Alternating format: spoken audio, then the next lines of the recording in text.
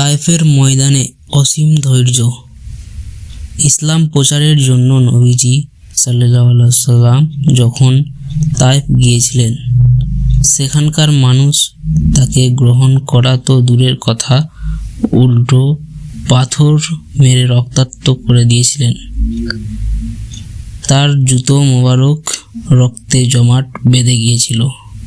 সেই মুহূর্তে ফেরেশতারা জিবরাইল আলাইহিস সালাম এসে বলেছিলেন, হে আল্লাহর রসূল, আপনি অনুমতি দিলে আমি দুই পাশের পাহাড় একত্রিত করে এই অবাধ্য জাতিকে ধ্বংস করে দেব। কিন্তু রহমাতুল লিল আলামিন সাল্লাল্লাহু আলাইহি ওয়াসাল্লাম উত্তরে বলেছিলেন, না, আমি আশা করি তাদের বংশধর্মের মধ্যে এমন কেউ আসবে যারা কেবল এক আল্লাহর ইবাদত করবে। তিনি অভিশাপ না দিয়ে বরং তাদের হিদায়াতের জন্য দোয়া করেছিলেন।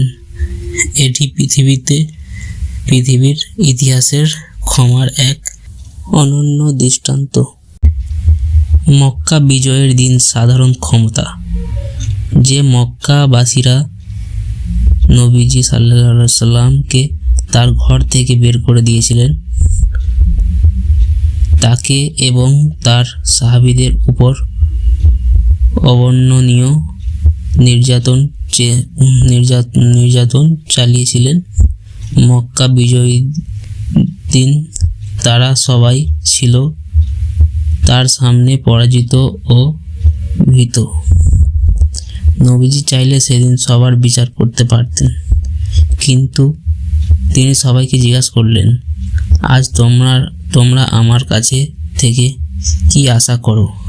তারা বলল, আপনি দয়ালু ভাই। তখন নবীজি সাল্লাল্লাহু আলাইহি ওয়াসাল্লাম ঘোষণা করলেন, আজ তোমাদের বিরুদ্ধে আমার কোনো অভিযোগ নেই, কিন্তু সবাই মুক্ত ও স্বাধীন। এই অভাবনীয় ক্ষমা দেখে সেদিন হাজার হাজার মানুষ ইসলাম গ্রহণ করেছিলেন। একটি সুন্দর হাদিস, শিক্ষণীয় ঘটনা। নবীজি সাল্লাল্লাহু আলাইহি ওয়াসাল্লাম একবার বললেন, এই ব্যক্তি রাস্তা দিয়ে যাওয়ার সময় খুব তৃষ্ণার্ত বোধ করেছিলেন। সে একটি কূপে নেমে পানি পান করল। উঠে এসে দেখল একটি কুকুর পিপাসায় কাতর হয়ে মাটি চাটছে। লোকটি ভাবল, কুকুরটির আমার মতো তৃষ্ণা পেয়েছে। সে আবার কূপে নামল এবং নিজের চামড়ায় মজার পানি ভরে মুখ দিয়ে চেপে ধরে উপরে উঠে এলো এবং কুকুরটিকে পানি পান করল।